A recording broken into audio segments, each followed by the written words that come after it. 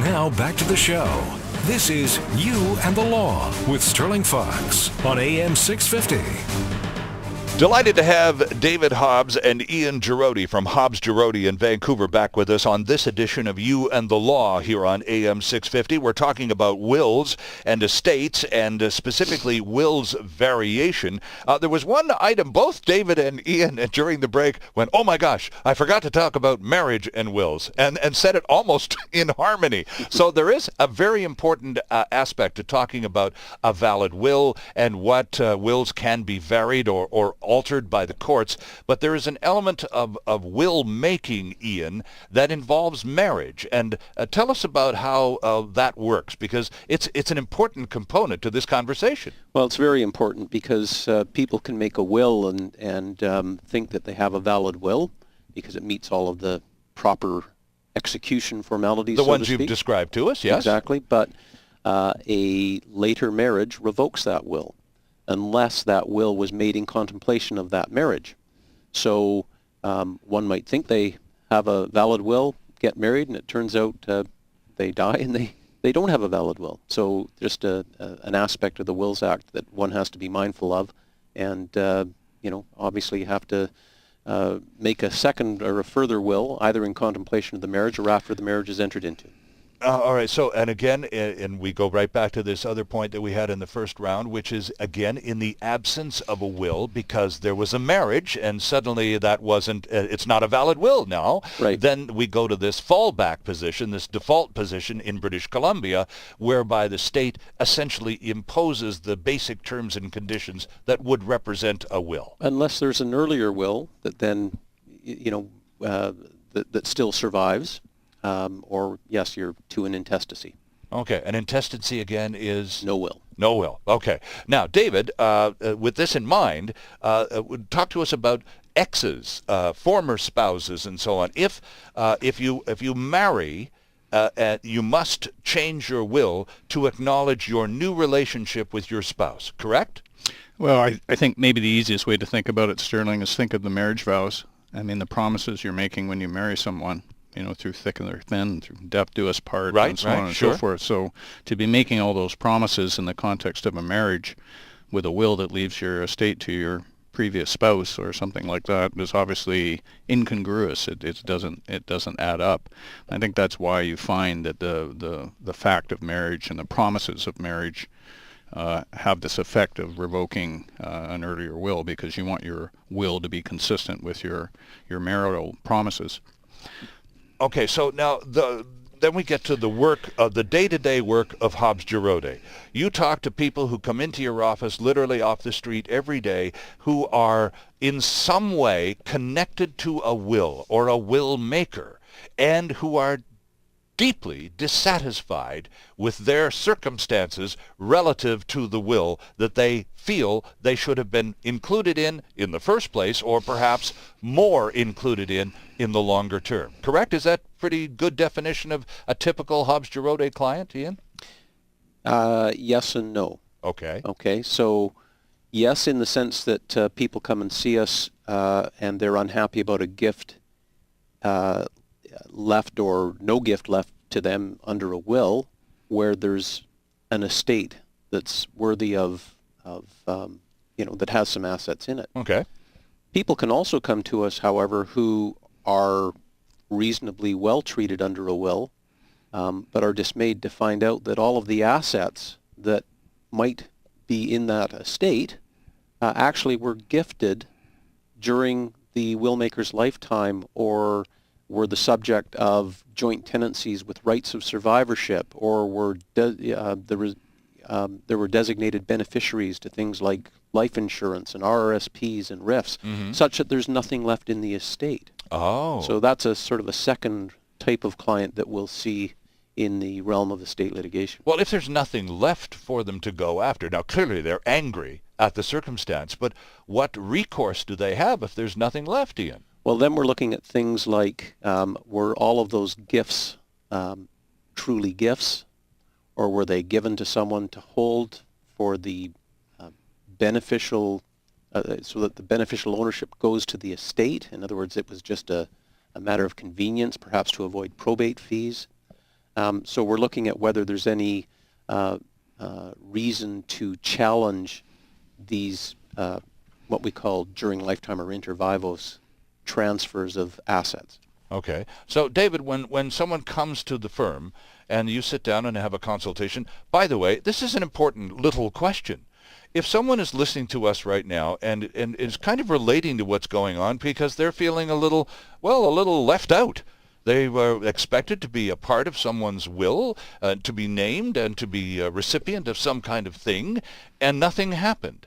Either through subterfuge or oversight or whatever, and they're a little more than a little miffed, so they're going to come down and talk to you. What's the cost of that first conversation to find out whether they have a legal leg to stand on, so to speak? Zero.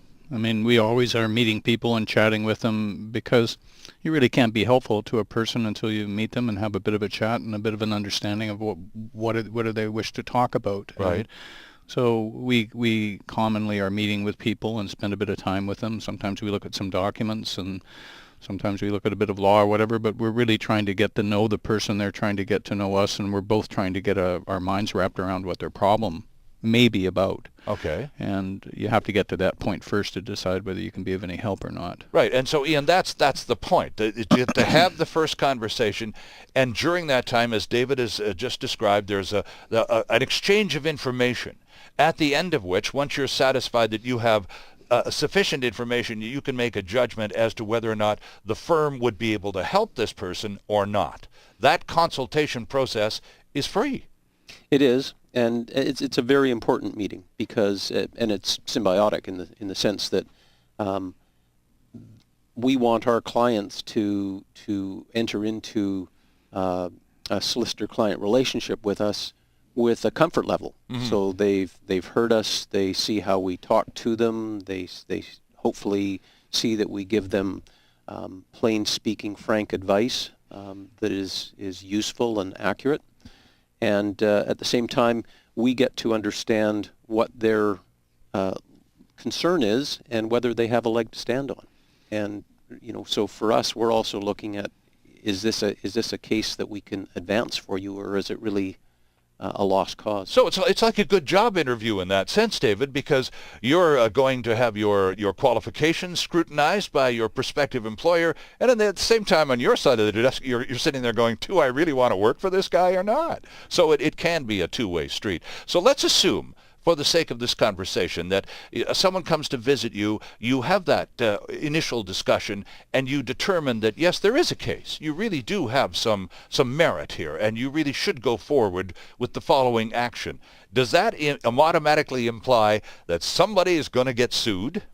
Well, yeah, with will's variation, I mean, you're going to commence an action against the people who have an interest in that estate, the executor, any beneficiaries named in the will. If there's a possible intestacy, in a will's variation it shouldn't be an issue, but you're going to name everybody on the bottom line who has an interest in that estate, and they're all going to be defendants in that action. Because they've all benefited to one extent or another, and you haven't. Yeah, to be clear, some of the people named will not be affected by the action. Like the executor, for example, is still going to be the executor, right, but he has to be named. Right. The people that are going to be impacted are the ones who are going to suffer the consequences of the variation by a reduction in their interest in the estate. Okay. You're listening to You and the Law here on AM 650. We're talking with David Hobbs and Ian Giroday from Hobbs Giroday in Vancouver. And Ian, once an action is begun, once you've decided to, as David says, identify everyone who needs to be named, how long do the wheels of justice take to even begin turning and some kind of activity starts to happen? Well, in will's variation claims, interestingly, very quickly. Oh. Because there's a short limitation period to commence a will's variation action. And that is that one must be commenced within 6 months of the grant of probate. And there's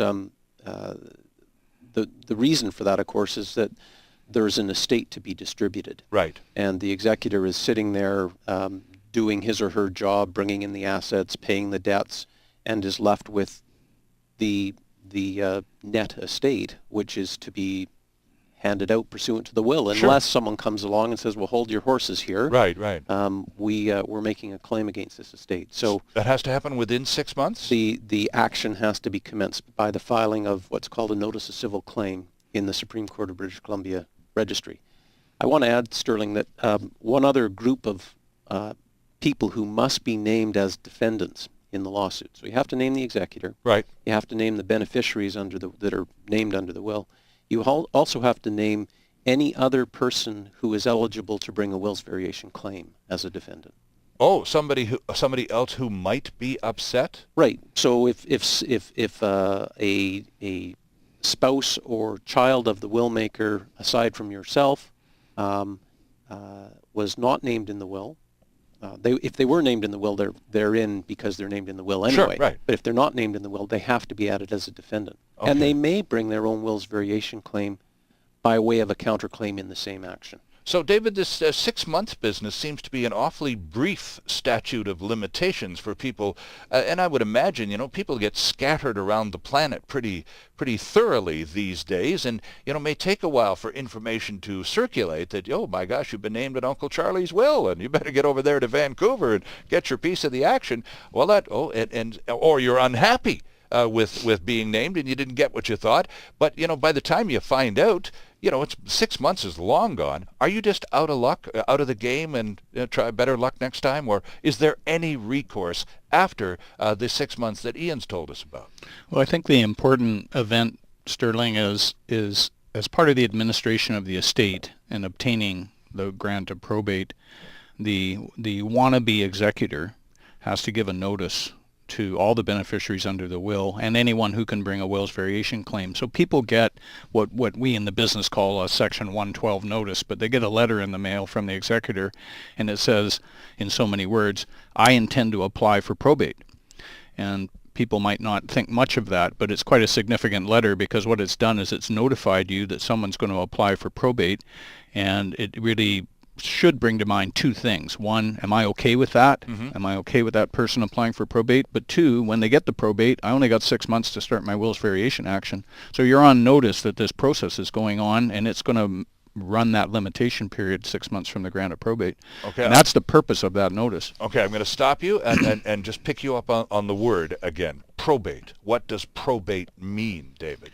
Probate is the grant that the court gives the executor. They give the executor a grant of probate, and it means that the will is the valid last will and testament of the deceased, and it means that the executor is appointed under that will, i.e. I have the grant of probate. So in simple terms, the court's looked at everything, everyone's been notified, and it's now been decided by court order that this is the will. This can go forward. This can go forward. Interesting stuff. David Hobbs and Ian Giroday in studio. This is The Law on AM 650. I'm Sterling Fox. We're talking wills and estates and variations, and there's lots more still ahead. Please stay with us. There's more of the show still ahead. This is You and the Law on AM 650.